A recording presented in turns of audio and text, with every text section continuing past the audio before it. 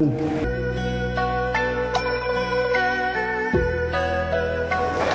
Mr. James. How are you? I'm okay. Good. My pleasure. Yeah. Welcome to Nano Temple. Okay. I'm glad. It's amazing that a black man is going to take us through Chinese cultural experience. Yeah, things happen. Yeah. Okay, so let me take you to our meditation hall first so that you can see what we do on meditation retreat. Okay. Okay, let's go.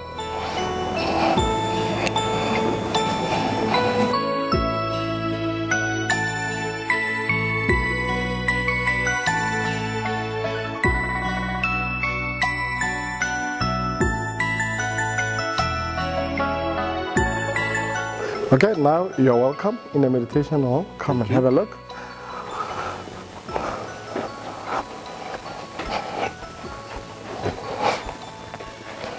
Okay, so this is how the meditation hall looks like.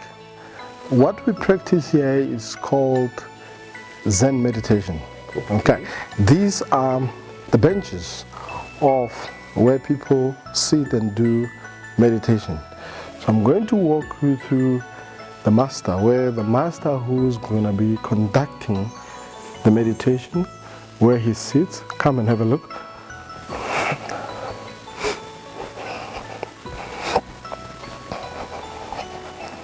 Okay, so here you can see that's where the master who's conducting the retreat, he sits here.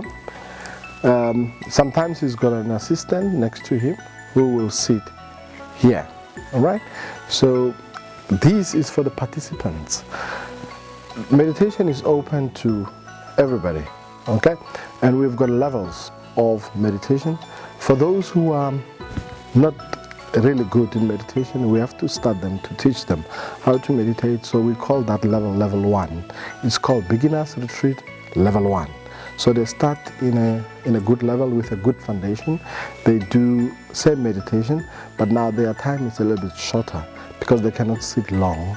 They are not yet in good shape of sitting long.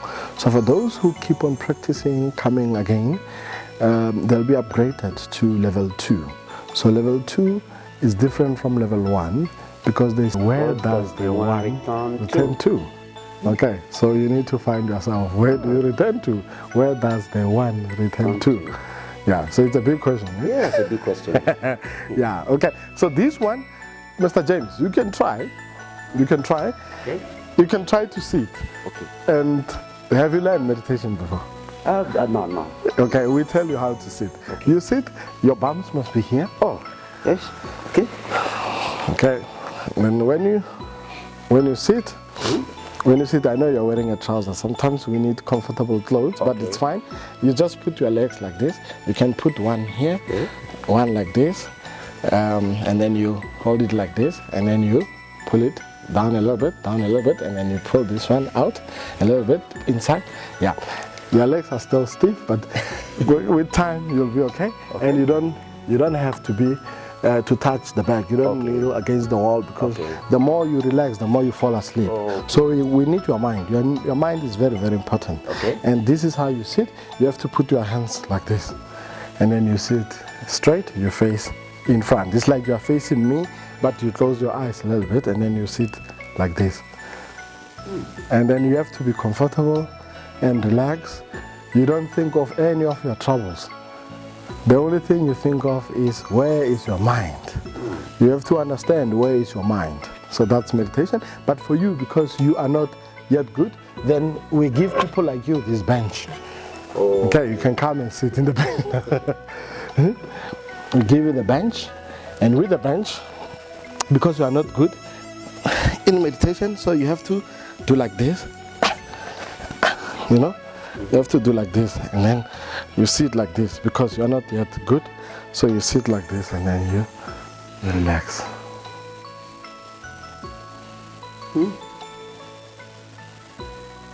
This is amazing. And you have to keep smile in your face. You know? Right. You can try. Did you see how I sit? Yeah.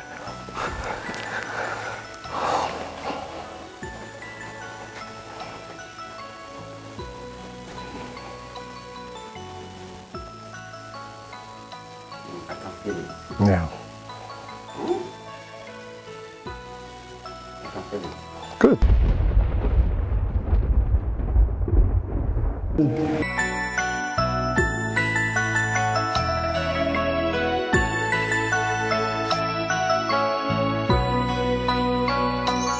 Mr. James, this one is called the Pushan Shrine.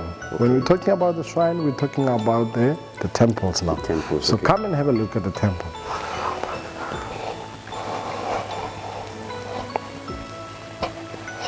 Okay, so here we go. This is called the shrine.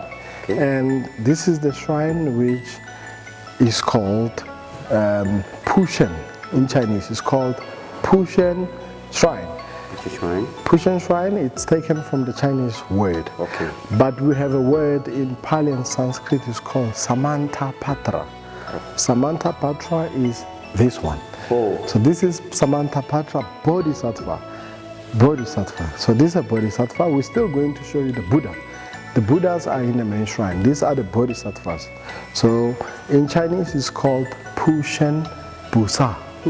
And in Pali and Sanskrit it's called Samanta Patra Bodhisattva. The Buddha is the enlightened one, but the Bodhisattva, they are Buddha to be. They are on the path to be enlightened as well. Yeah. So that's the difference between the Buddha and the Bodhisattva. Okay. So this one is called the Pushan Bodhisattva, and you can see he's sitting on top of the white elephant. And this white elephant is got 6 tusks. Can you see those tusks? There's 3 tusks this side and 3 tusks this side. Put their names in the Tower of Light. They sign up for the whole year because they want their families, even for themselves, to be blessed with good fortunes, good luck, good marriage, happy marriage, good health, wish fulfilling, and so on. You know, so this is for the good cause. So people put their names there, and other people might put their names also on top there. As you can see, the light. This all is called the Tower of Light. So this is, you can see, this is the swastika. Okay. Okay. But look at this swastika. You see, it's not the same as the Nazi one. Can you see? You remember the German? They've got this kind of swastika. Yeah, it looks like a German swastika. But it's not the same, eh? Look at it very clear. It's not the same. This swastika is different from the Nazi swastika. Yeah. If you look at this one, it's like a plus sign. The other one is like an X. Yeah, you're correct. Okay. Yeah. And it will be opposite of this one. Okay, yeah. Okay. Yeah. So this is a Buddhist swastika. It's not the German one. You always find it in the Buddhist temples. Okay. Yeah. And also in Chinese language, they also have this character as well. Yes, they also have this character. Okay. So this one here is a drum and a bell. Okay. So the drum and the bell, we use it when we do the function. But now, all these instruments which I was showing you, we've got a nun who's gonna play for you, so that you can hear the sound when we go to the main shrine.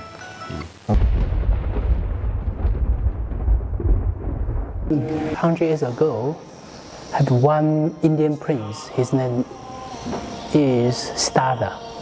It's this man.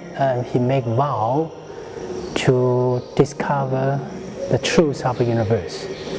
So after the 19 years self-cultivation and visit all the spirit master around India in that time. So after the 19 years practice, under the trees we call the Buddha trees, he discovered the truth of the universe. So we call him the Buddha. The Buddha means the awakened one. The awakened one. That means he awake the truth of the universe, and he going to propagate the truth around the universe. So we say he is the name of Buddha.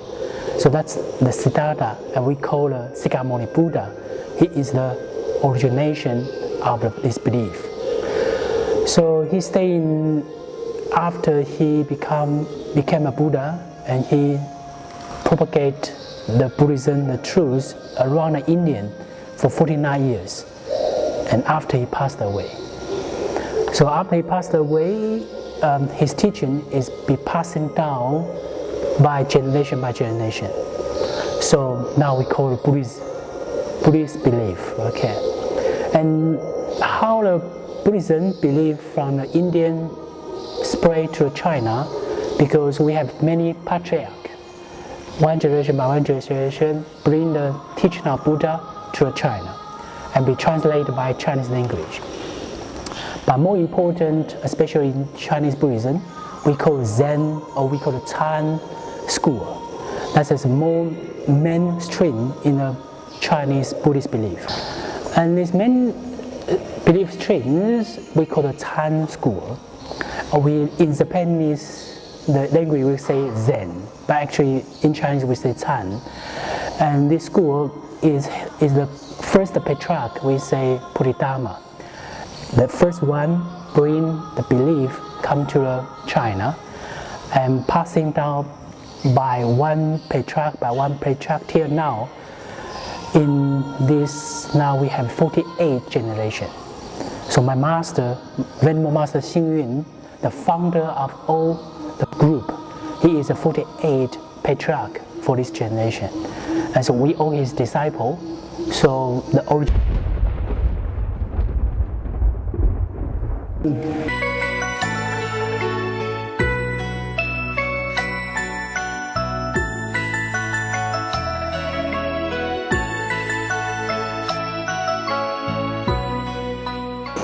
Okay, James? Yes. This one here is called the Chinese bells. This is a musical instrument. You might not know that it's a musical instrument. So it's called the Chinese bells. I'm going to play for you just to demonstrate to you how it sounds like. Okay? Yeah. So I'm gonna go that side and you can listen to the sound. It sounds so beautiful. Okay. So this one, these are the sticks. Okay? We use these sticks to play these Chinese bells. This one here. This top one, we use the small one. Okay. So when we play here, this, it's a gong. It will go like gong, gong, gong, gong, gong. And this musical instrument was played plus minus 2,000 years ago in the emperor's court in China. Okay. So I'm going to play this one, and I'm also going to play that one. But the beautiful thing about this one, when you play there, you'll hear a certain beautiful sound of Western, like do, re, mi, fa, sol, la, ti, do. Yeah. So now here you'll only hear the gong, like it goes like, and it will go like. See?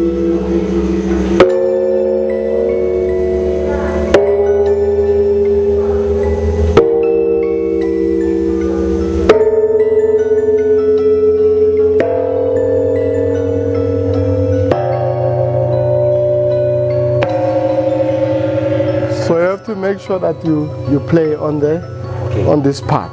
On this part. Okay. So now we're taking the small stick and then we play that one. Listen to the sound carefully again. Did you observe the sound? Yes, I observed it. Good, good, good, good. So now let's go here. So here, remember?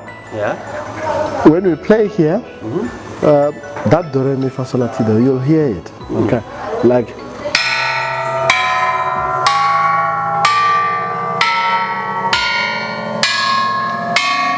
Did you hear something? Yes, yes.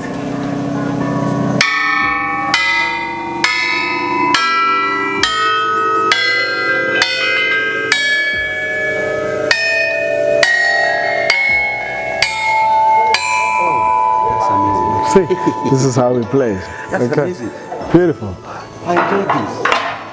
Yeah, the Chinese bells. Okay. Yeah. So this was played 2,000 years ago in China. Yeah, this is the story here. Okay. This is the story here. You can take maybe a picture.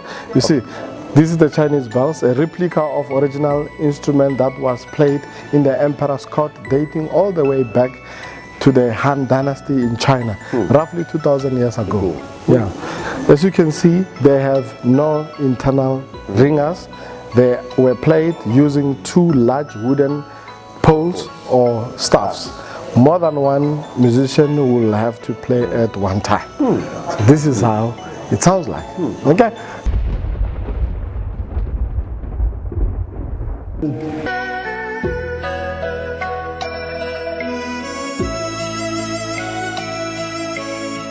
And then here we have the Bodhisattva. This is the Bodhisattva Kuan Yin. Kuan Yin Bodhisattva is in the temple where we are going from here. All right. So you will see in here he's got 48 strong hands. That side he's got 1,000 hands. He's got 1,000 hands. And this one here is called the wisdom eye. A lot of people call it the third eye.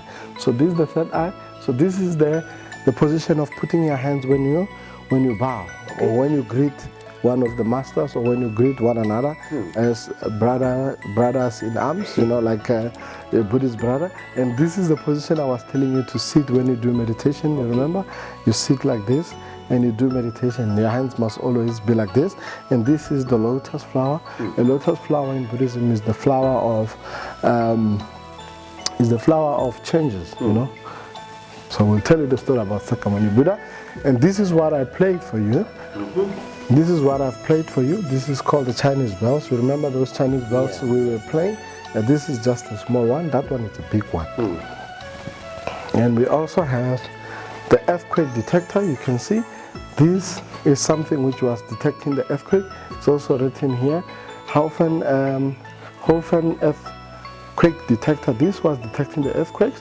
But if you look at this thing, it's got 8 dragons and 8 frogs. Look at this 8.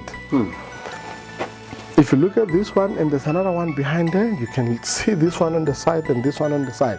So clearly here you can see the directions. Okay? You have north, south, east, west, northwest, and so on. Awesome. You understand? Yes. Okay? So this is the dragon pot. Yes. 8 points of directions. So now on the tongue of every dragon mouth, they just place a tiny little ball. Okay. So what was happening here, according to the story which I was told, when the water is boiling inside the pot, if the ball can fall in the open mouth of the frog, let's say, for an example, this is the north, then they know that because the ball has fallen in the open mouth of the frog in the north, then the earthquake might happen in the north because the ball has fallen in the direction of the north. So this is how they used to detect the earthquake. It depends where the ball has fallen, but only one ball at a time. So if the ball falls there, then they check the direction. So this one is called the fish shi. So inside this ball, you can see here, we have fishes. They are not alive. Check, we have 1, 2, 3, 4 of them. Okay. If I rub my hands here, the water will vibrate. And the water can go this high if I do it properly. Okay. So now, mainly for concentration, how do you concentrate on this one? So let me demonstrate for you quickly and show you how does it work. First, you wipe your hands just to remove the oil. And then secondly, now the oil is out, you can put your hands here.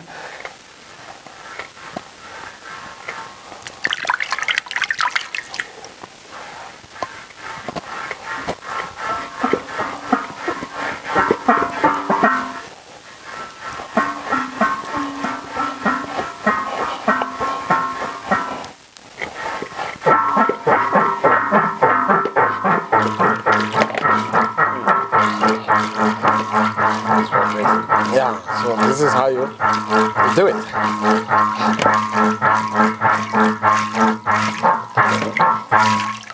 Okay. So it's not magic. It's not magic, I can see. It's not magic. It can be done.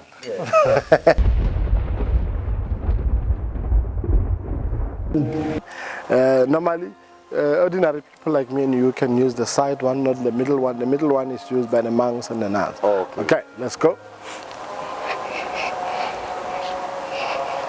This is the incense burner. People, when they come here, when they want to burn the incense, they burn the incense and put it here. Some they can burn them inside as well. Okay. Why people burning incense is just to make their wishes, like make wishes, or you want to pray or whatever. But the main important thing is when you want to make your wishes and a prayer. Oh. Okay.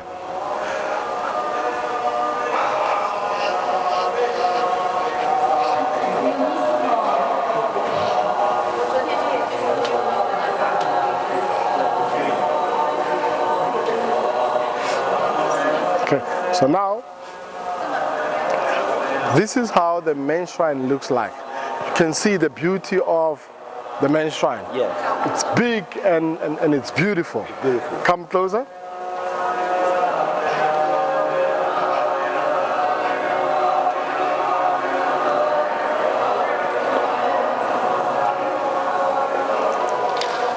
Okay, so let's look at the temple itself.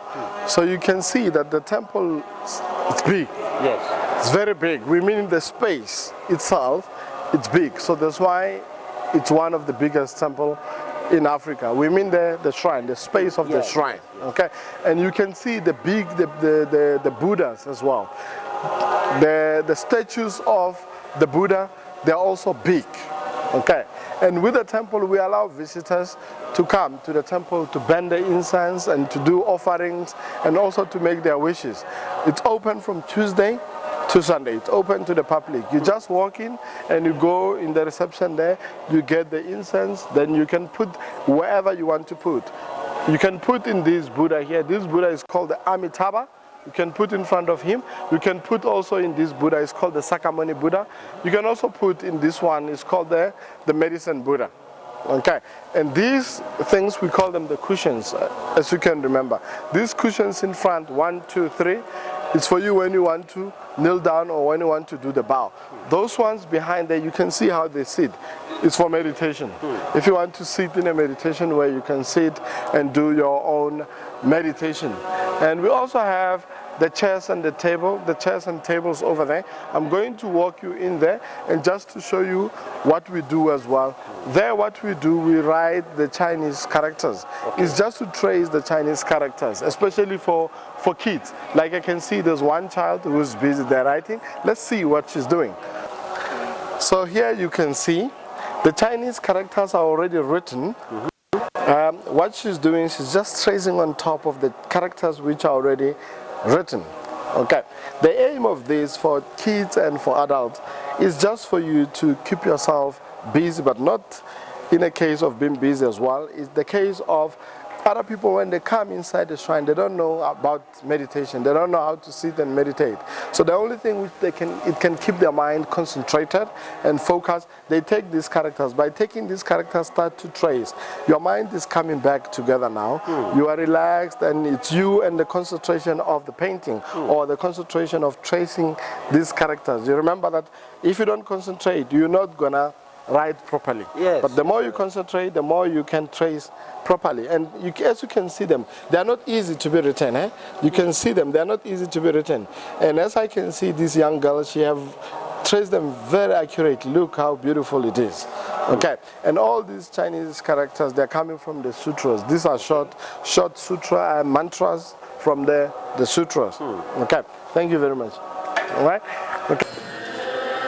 These are the lamps which people put also for blessings. Blessings. Yeah. So this one you can see that these people they've put for peace and happiness. Yes. And here they've put for good affinities brings good fortunes and peace and happiness as well. So you take this thing here, it's sticker, you go there and then you write your name. Maybe you can write your family name, like Sipo family, and you put it here, and it will burn for 7 days because there's an oil inside. Oil. Yeah. What kind of oil is that?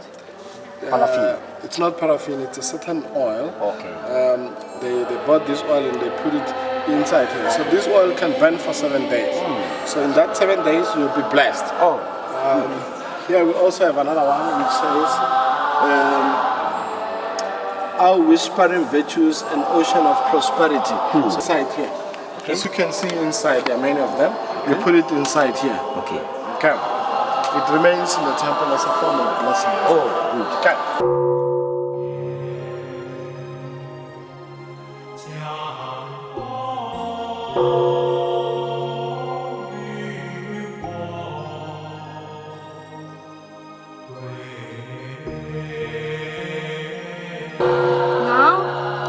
write the David.